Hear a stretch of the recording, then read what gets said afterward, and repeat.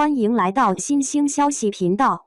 请订阅频道，所以大家不要错过当天最热门的新闻。我们今天的时事通讯包括以下内容：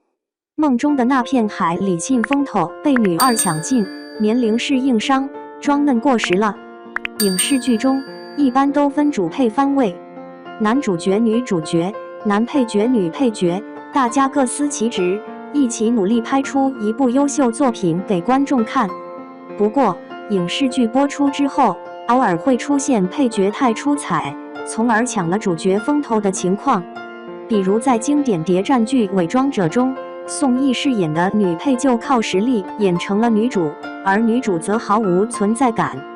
另外，在最近热播的年代剧《梦中的那片海》中，也出现了这样的情况。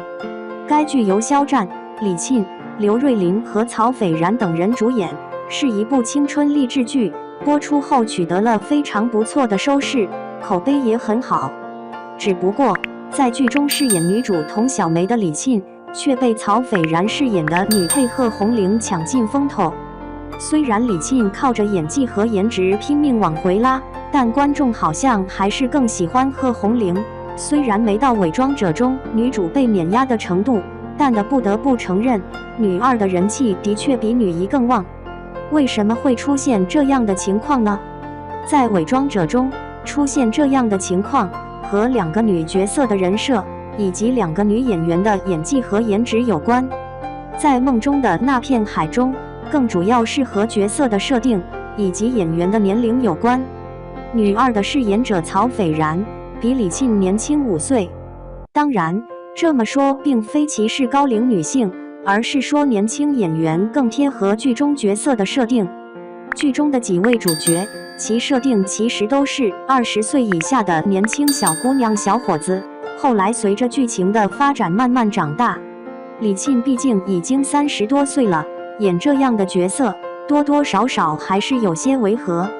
另外几位男演员的年龄虽然也不小，但在长相上，男性和女性不同，男性在年龄上的差距还不太明显，但是女性很明显。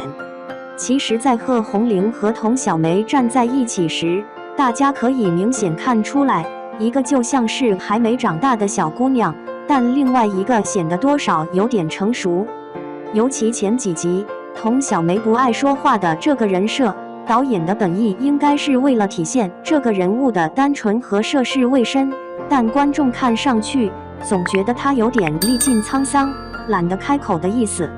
这个度的确很难把握，不得不说李沁没太把握好。再有就是近几年来，观众对演员在影视剧中扮嫩也是看够了，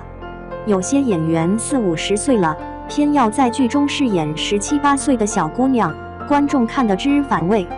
李沁的年龄当然没这么大，但观众大概是被吓怕了，所以看到这样的情况，下意识觉得不喜欢。再加上女二做对比，大家自然会更喜欢这样的角色和人设。另外，曹斐然在表演上也的确很有灵性。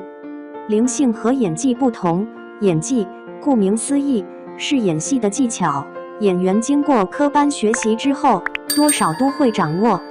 灵性则更类似于天赋，有些演员往那里一站，大家觉得他是那个角色，比如张子枫和关晓彤小时候演的那些角色都很有灵性。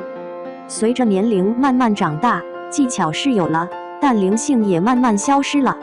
曹斐然就有一种灵性在身上，虽然他的年龄也比他饰演的角色稍大，但因为长相和眼神的关系，这个角色并不违和。而且后期随着角色年龄的增长，他的转换也比较自然。而李沁在前期表现的虽然不好，但随着后来戏份变多，角色年龄增长，表现的也越来越好。这也证明了一件事，装嫩那一套真的已经过时了。